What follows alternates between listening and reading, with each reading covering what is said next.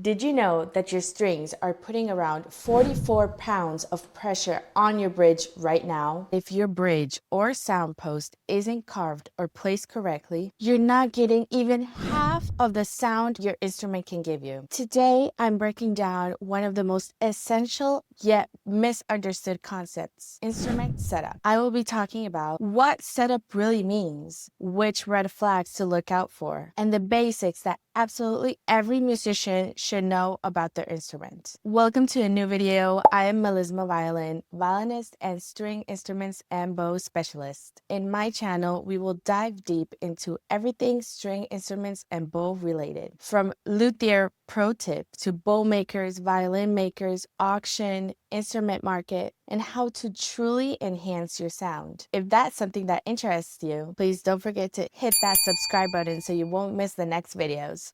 So let's begin. What is the setup? The setup is how all the parts of your instruments, removable and adjustable, are installed and calibrated. That can include bridge, sound post, pegs, nut, tailpiece, fingerboard, and more. The setup directly affects projection, tone, comfort, response, intonation, and even the durability of your instrument over time. Each element of the setup interacts with the other elements, so if one of them is off, it affects everything else. Maybe next time when your teacher says that you're out of tune, you could blame the setup. I'm just kidding, but have you really paid attention to this?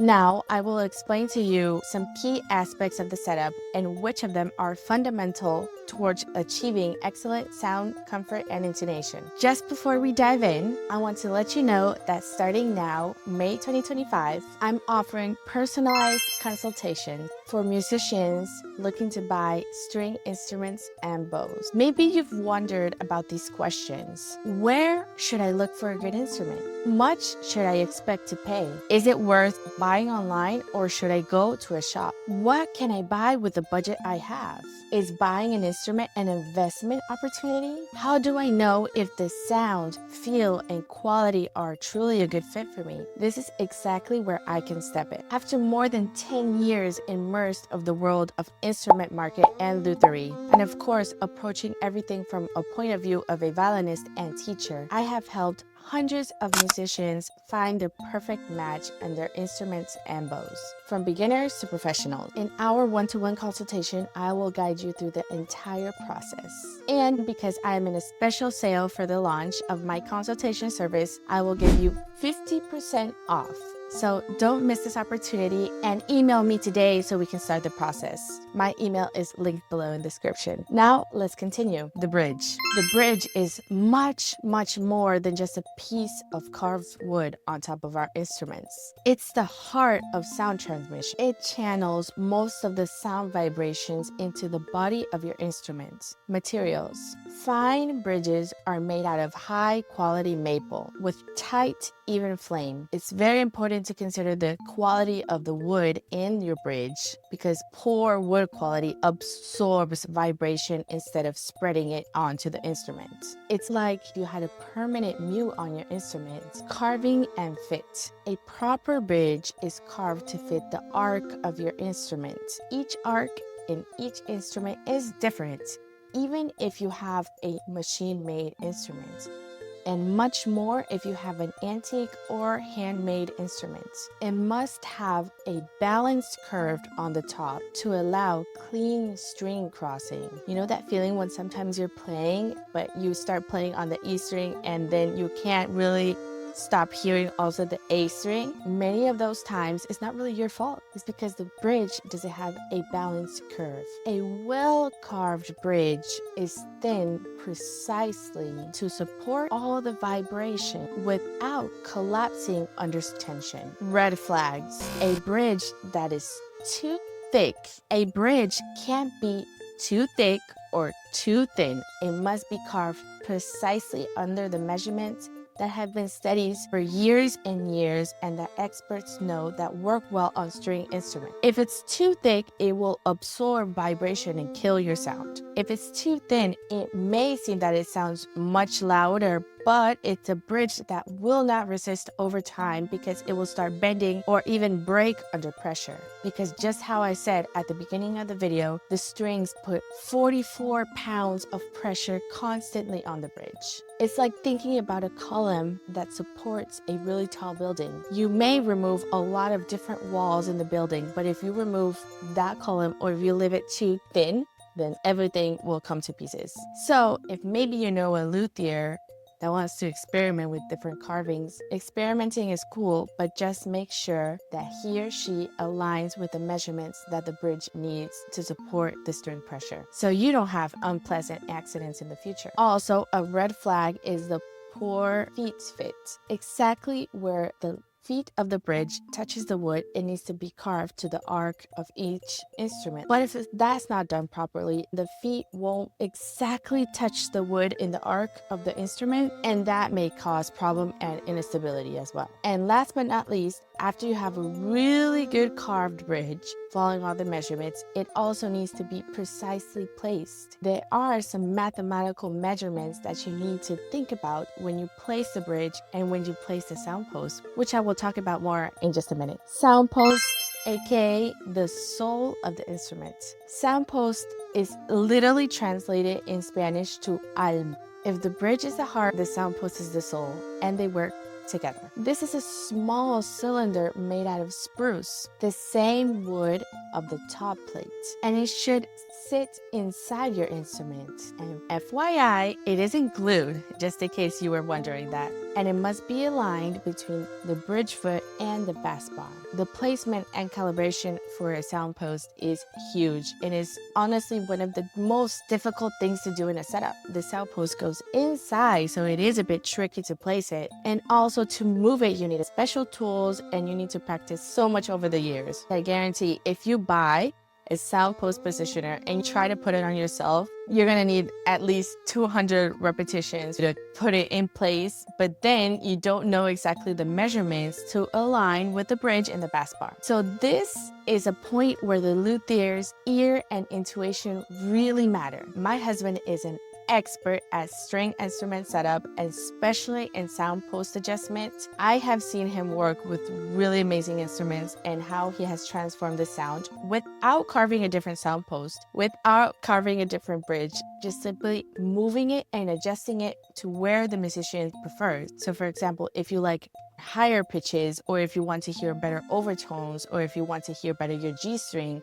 whatever you want and prefer in the sound of your instrument can be done through intuitive positioning of the sound post. Some red flags to consider: a factory cut or pre-fitted sound post. In most cases, it won't fit exactly where it should be in your instrument, and that can lead to it falling multiple times. If the sound post falls, everything stops working and you need to take it to a luthier. So if that's happening all the time, that will affect your performance and your practice. And of course, bad positioning.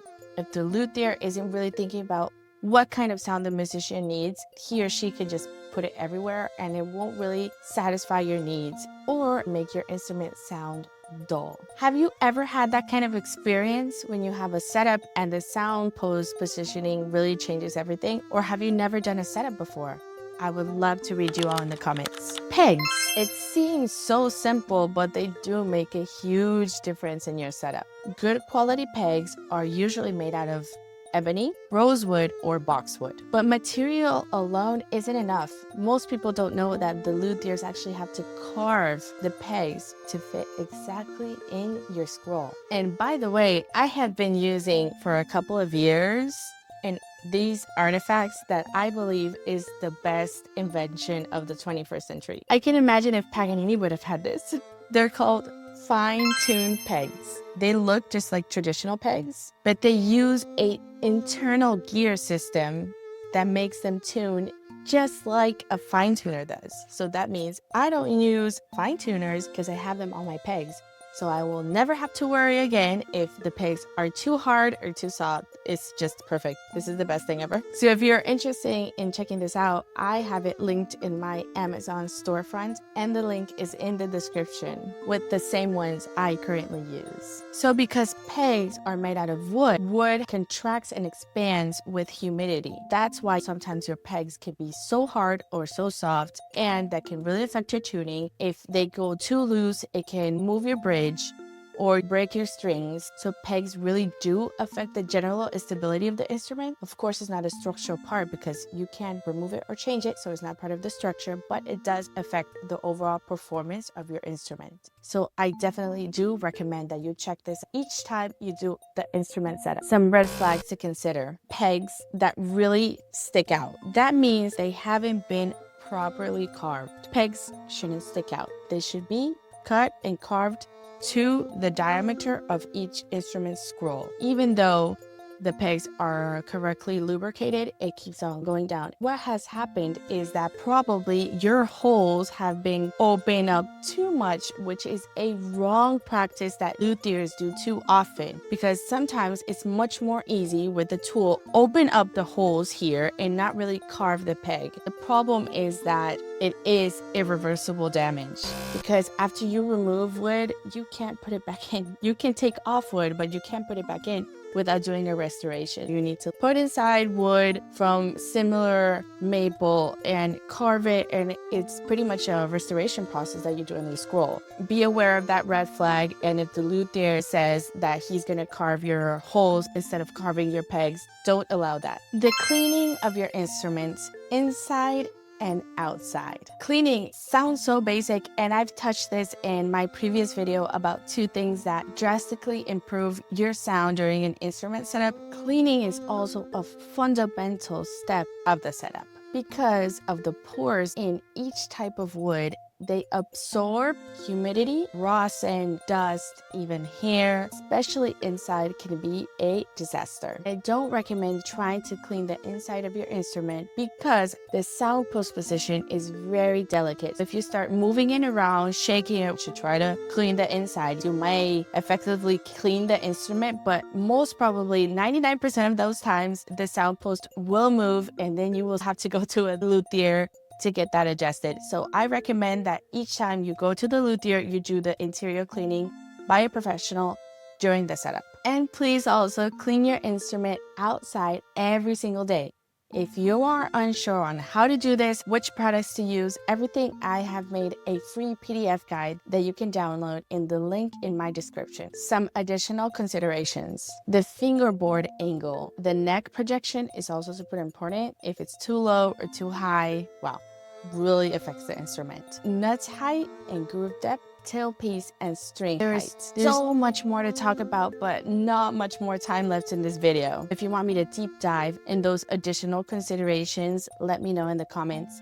And if you enjoyed this video, don't forget to share with your musician friend. Your friend will learn, and it's an amazing and free way to support my work. If you want to learn even more about your setup with 2 additional things that I didn't cover in this video, you can check out this video. Thank you very much for being here, and see you on the next video. Bye.